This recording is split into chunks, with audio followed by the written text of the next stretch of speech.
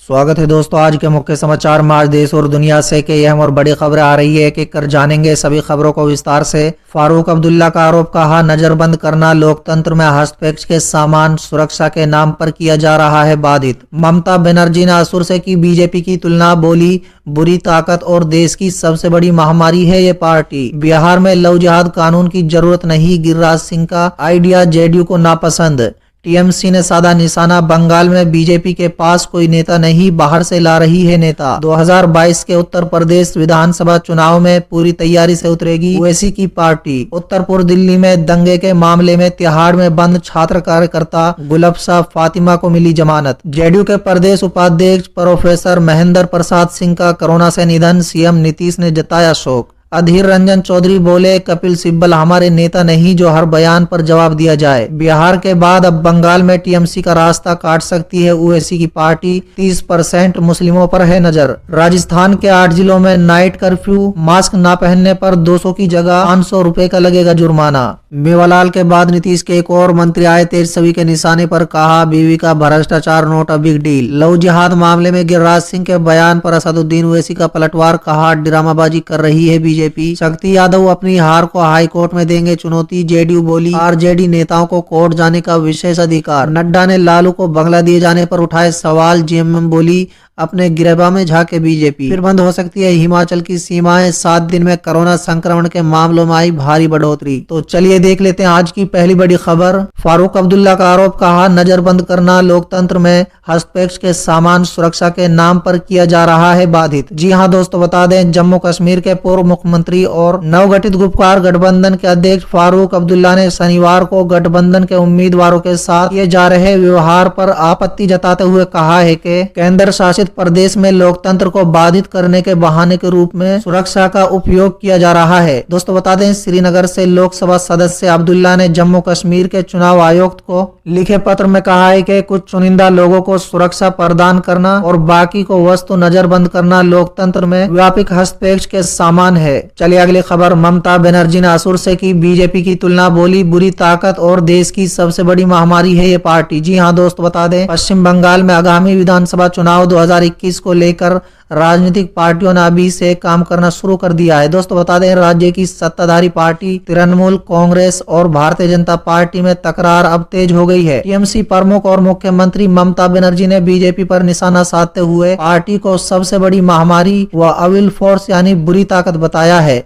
दोस्तों इतना ही नहीं, सीएम ममता ने अपने बयान में बीजेपी की तुलना असुर से की है। दोस्तों गौरतलब है कि अगले साल पश्चिम बंगाल में विधानसभा चुनाव होने हैं, जिसको लेकर राज्य की राजनीति में उबाल आ गया है। दोस्तों इसी बीच सीएम ममता बनर्जी का गुस्सा बीजेपी पर फूट पड़ा है। दोस्तों बता दें, उन्होंने आरोप लगाते हुए कहा है कि बीजेपी राजनीतिक लाभ लेने के लिए राज्य में तनाव को भड़काने की कोशिश में है। ममता ने पार्टी को बुरी ताकत और भारत की सबसे बड़ी महामारी बताया है। सीएम ममता बनर्जी ने कहा है कि एक तरफ हमारे सामने कोविड-19, डेंगू, मलेरिया जैसी चुनौती है, वहीं दूसरी तरफ भाजपा है जो देश की सबसे बड़ी महामारी है।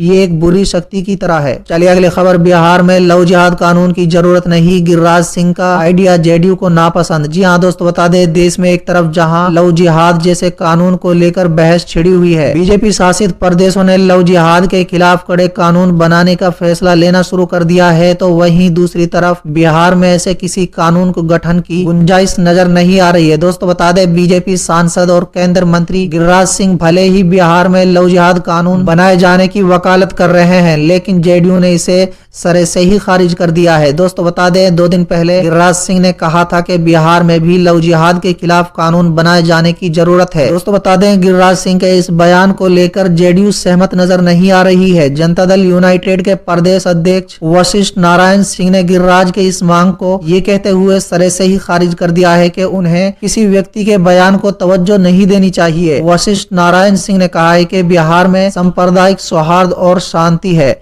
और इस पर कुछ बोलने का मतलब नहीं बच जाता है। चलिए अगली खबर। टीएमसी ने साधा निशाना, बंगाल में बीजेपी के पास कोई नेता नहीं, बाहर से ला रही है नेता। जी हां दोस्तों, बता दें तृणमूल कांग्रेस ने शनिवार को आरोप लगाया है कि बीजेपी पश्चिम बंगाल विधानसभा चुनाव से पहले बाहर से पदाधिकारियों को ला रही है, क्योंकि उसके केंद्र नेतृत्व को स्थानीय नेताओं पर भरोसा नहीं है। दोस्तों बता दें, टीएमसी सांसद ककाली घोष दस्तीदार ने पार्टी मुख्यालय में एक प्रेस कॉन्फ्रेंस को संबोधित करते हुए कहा है कि बीजेपी ने झूठ तैयार करने की फैक्ट्री खोल रखी है, जिन्हें उसकी दुष्प्रचार मशीनरी के जरिए फैलाया जाता है। चलिए अगली खबर, 2022 के यूपी विधानसभा चुनाव में पूरी तैयारी से उतरेगी ओवैसी की पार्टी। जी हाँ दोस्तों, बता दें सांसद असदुद्दीन ओवैसी की पार्टी ऑल इंडिया मजलिस इत्तेहादुल मुस्लिमीन आगामी वर्ष 2022 में उत्तर प्रदेश विधानसभा के आम चुनाव में पूरी तैयारी से उतरेगी। पार्टी की प्रदेश इकाई की शुक्रवार को यहाँ हुई बैठक में बूथ स्तर पर संगठन का ढांचा और मजबूत किए जाने की रणनीति पर विचार किया गया है। दोस्तों बता दें, पार्टी के प्रदेश अध्यक्ष शौकत अली की अध्यक्षता में हुई इस बैठक में प्रदेश के मुस्लिम, दलित व पिछड़े वर्ग के लोगों को पार्टी से जोड़ने के लिए राज्य स्तर पर अभियान शुरू करने का निर्णय लिया गया है। दोस्तों बता दें, प्रदेश अध्यक्ष शौकत अली ने कार्यकर्ताओं से कहा है कि प्रदेश में मुस्लिम, दलित व पिछड़े को उनके हाल पर छोड़ दिया गया है और अब उनकी कहीं कोई सुनवाई नहीं हो रही है। दोस्तों बता दें, शौकत अली ने कहा है कि इस पिछड़ेपन की ही वजह से इन वर्गों को समाज की मुख्य धाराओं में जगह नहीं मिल पा रही है और न ही इसके संवैधानिक अधिकार ही सुरक्षित रह पा रहे हैं। मुसलमानों के संग परिवार और जाति दुश्मनी का डर दिखाकर बांटने की साजिश रची जा रही है। उन्होंने कहा कि बिहार विधानसभा के चुनाव के बाद मुसलमानों में एक बार फिर राजनीतिक चेतना वापस लौटी है। मुसलमान अब लामबंद हो रहे हैं, जिसके परिणाम आने वाले प्रदेश के पंचायत और विधानसभा चुनाव में सामने आ जाएंगे। चलिए अगली खबर, उत्तर पूर्व दिल्ली में दंगे के मामले में तिहाड़ में बंद छात्र कार्यकर्ता गुलाब शाह फातिमा को मिली जमानत। जी हाँ दोस्तों बता दें, दिल्ली हिंसा से जुड़े मामले में यूएपीए के तहत गिरफ्तार छात्र गुलाब शाह फातिमा को दिल्ली की अदालत ने जमानत दे दी है। दोस्तों बता दें, वो उत्तर पूर्व दिल्ली में फरवरी में हुई सांप्रदायिक हिंसा से जुड़े एक मामले में तिहाड़ जेल में बंद थी। दोस्तों बता दें, 31 मई को उन्हें जमानत मिल गई थी, लेकिन उसके बाद आर्म्स एक्ट और यूएपीए जैसे धाराएं लगाकर उन्हें जेल में बंद कर दिया गया था। चलिए अगली खबर, जेडीयू के प्रदेश उपाध्यक्ष प्रोफेसर महेंद्र प्रसाद सिंह का कोरोना से निधन, सीएम नीतीश ने जताया शोक। जी हाँ दोस्तों बता दें, जेडीयू के प्रदेश उपाध्यक्ष प्रोफेसर महेंद्र प्रसाद सिंह का कोरोना के कारण असामयिक निधन पर पार्टी ने शनिवार को शोक व्यक्त किया है। चलिए अगली खबर, अधीर रंजन चौधरी बोले कपिल सिब्बल हमारे नेता नहीं जो हर बयान पर जवाब दिया जाए। जी हाँ दोस्तों बता दें, कपिल सिब्बल के बयान को लेकर कांग्रेस में बवाल रुकता नजर नहीं आ रहा है। अशोक गहलोत के बाद अब लोकसभा में कांग्रेस के नेता अधीर रंजन चौधरी ने भी कपिल सिब्बल पर निशाना साधा है। उन्होंने कहा है कि कपिल सिब्बल हमारे नेता नहीं है जो उनके सभी बयानों पर जवाब दिया जाए। चौधरी ने कहा है कि कांग्रेस की कार्य करने की एक शैली है, पार्टी के नए अध्यक्ष को लेकर काम हो रहा है, जब ये पूरा हो जाएगा तब घोषणा कर दी जाएगी। चलिए अगली खबर, बिहार के बाद अब बंगाल में टीएमसी का रास्ता काट सकते हैं ओवैसी, 30% मुस्लिमों पर है नजर। जी हाँ दोस्तों बता दें, बिहार विधानसभा चुनाव में मुस्लिम बहुल इलाके में मुस्लिम वोटरों को अपने पक्ष में खींचकर कुल 5 सीटों पर जीत कर चुकी ऑल इंडिया मजलिस इत्तेहादुल मुस्लिमीन अब पश्चिम बंगाल विधानसभा के 100 से अधिक मुस्लिम बहुल सीटों पर चुनाव लड़कर सत्तारूढ़ तृणमूल कांग्रेस की चीफ और मुख्यमंत्री ममता बनर्जी को धूल चटा सकती है। चलिए अगली खबर, राजस्थान के 8 जिलों में नाइट कर्फ्यू, मास्क ना पहनने पर 200 की जगह 500 रुपए का लगेगा जुर्माना। जी हाँ दोस्तों बता दें, कोरोना के बढ़ते मामले के बीच राजस्थान के 8 जिलों में सोमवार से नाइट कर्फ्यू लागू किया जाएगा। शनिवार की रात कैबिनेट मीटिंग के बाद जयपुर, जोधपुर, बीकानेर, उदयपुर, अजमेर, कोटा, अलवर और भीलवाड़ा में रात 8 बजे से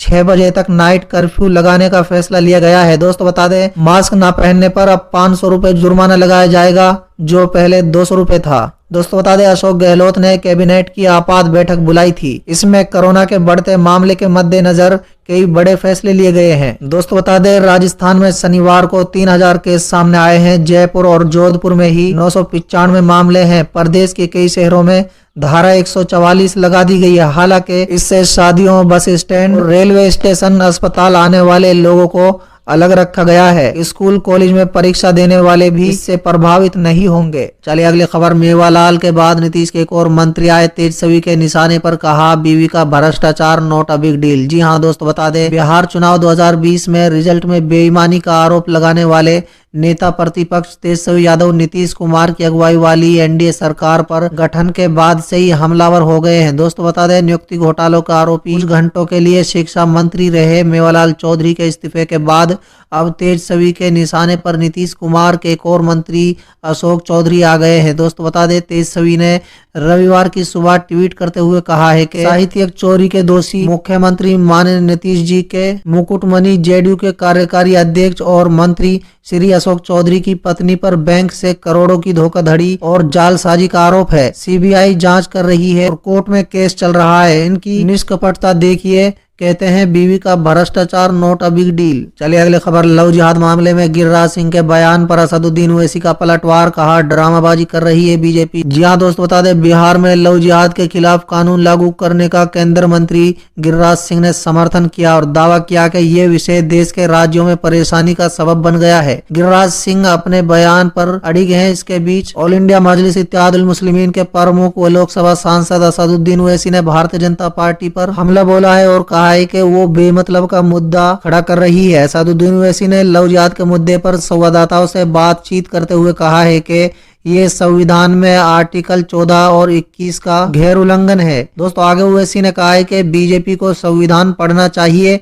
क्या स्पेशल मैरिज एक्ट खत्म कर देंगे? अगर कर सकते हैं तो उसको खत्म कर दीजिए, फिर ये बातें करके इस तरह की नफरत पैदा करना नहीं चलेगा। चलिए अगली खबर, शक्ति यादव अपनी हार को हाईकोर्ट में देंगे चुनौती। जेडीयू बोली आरजेडी नेताओं को कोर्ट जाने का विशेष अधिकार। जी हां दोस्तों, बता दें बिहार में विधानसभा चुनाव परिणाम का मामला अब कोर्ट में सुलझने की तैयारी चल रही है। दोस्तों बता दें आरजेडी नेता शक्ति सिंह यादव ने अपनी हार को पटना हाई कोर्ट में चुनौती देने का फैसला लिया है। दोस्तों बता दें 23 तारीख को शक्ति यादव हाई कोर्ट में याचिका दाखिल करेंगे। महागठबंधन के 1 दर्जन ऐसे उम्मीदवार हैं जो काफी कम अंतर से चुनाव हारे हैं। ऐसे उम्मीदवार अब न्यायालय की शरण में जाएंगे। वहीं जेडीयू ने मामले पर चुटकी लेते हुए कहा है कि आरजेडी नेताओं को न्यायालय जाने का विशेष अधिकार है। चलिए अगली खबर, नड्डा ने लालू को बंगला दिए जाने पर उठाए सवाल। जेएमएम बोली अपने गिरेबा में झाके बीजेपी। दोस्तों दरअसल बीजेपी के राष्ट्रीय अध्यक्ष जेपी नड्डा के द्वारा लालू प्रसाद यादव को मिले बंगले पर सवाल खड़ा करने को लेकर सियासत गरमाई हुई है। दोस्तों बता दें जेएमएम के प्रवक्ता